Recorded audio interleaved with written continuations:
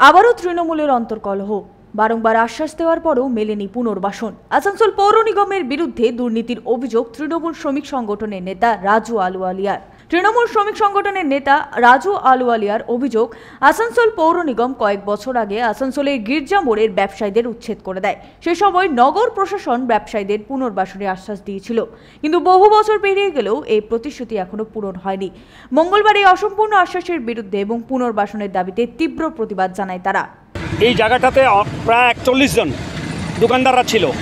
তারা কেউ 4-5টা গাছ বিক্রি করতো, তারপরে আপনার অনেকগুলো মোটরসাইকেল মিস্ত্রি ছিল, অনেকগুলো চা দোকান ছিল, তারপরে আপনার ওই হাড়িয়া দোকান ছিল, তারপরে আপনার মানে বিভিন্ন রকম পাখি দোকান ছিল, অনেক কিছু ব্যাপার এখানে ছিল। 41 জন লোক ছিল।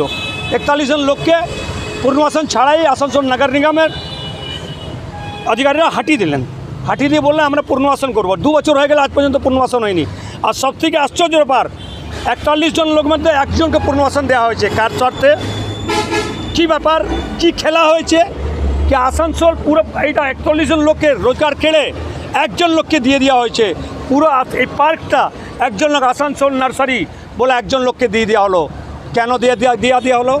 এখানে দুর্নীতি হয়েছে। 41 জন বাদ দিয়ে একজন লোককে দোকান অ্যালট করা হয়েছে, দুটা। পুরো পার্কটা ওকে দিয়ে দেওয়া হলো। মেয়র সাহেব কি জানেন না? ডেপুটি মেয়র আসানসোলে মসিউমুল জানে না? এখানকার বাকি কোনো নেতারা জানেন না কীভাবে দেওয়া হয়েছে? এই দুর্নীতির তদন্ত হওয়া দরকার। যদিও এই বিষয়ে আসানসোল পৌর নিগমের ডেপুটি মেয়র ওয়াসিমুল হক অভিযোগ ভিত্তিহীন বলে দাবি করে বলেন, কর্পোরেশন আশ্বাস দিয়েছে যে উপযুক্ত জায়গা পাওয়া মাত্রই তাদের জানানো হবে। উল্টো দিকে যে দোকান স্টলগুলো আছে সেখানে আপনার সার্কিট হাউসের পাশে, এবং এখানে যারা যারা ইচ্ছুক যেতে চাইছিল তাদেরকে দেওয়া হয়েছে, সবাই পেয়েছে। যারা যায়নি, যারা নেয়নি, যে গ্যারেজ করবো না, এই করবো না, ও করবো না, তারা নিইনি, তাদেরকে বলা হয়েছিল অন্য জায়গায় যখন হবে তখন দেওয়া। এখনও তখন আমাদের প্রজেক্টটা অ্যাপ্রুভাল হয়নি, হলে পাবে।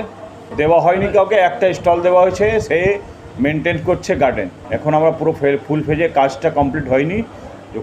এখন ওই যে স্টলটা লাগাচ্ছে নার্সারি, ওর বিরুদ্ধে যে অভিযোগ করছে, সেটা একটা স্টল দেওয়া হয়েছে। পুরো পার্কটা ওরা মেনটেন করবে, এবং যখন পার্কে পুরো কাজটা কমপ্লিট হয়ে বাড়িয়ে যদি গার্ডেন ফ্লাওয়ারগুলো রেখেছেও সব উঠিয়ে দেবে, পুরোটা গার্ডেন থাকবে। সঞ্জয় যাদব, 99 নিউজ বাংলা, আসানসোল।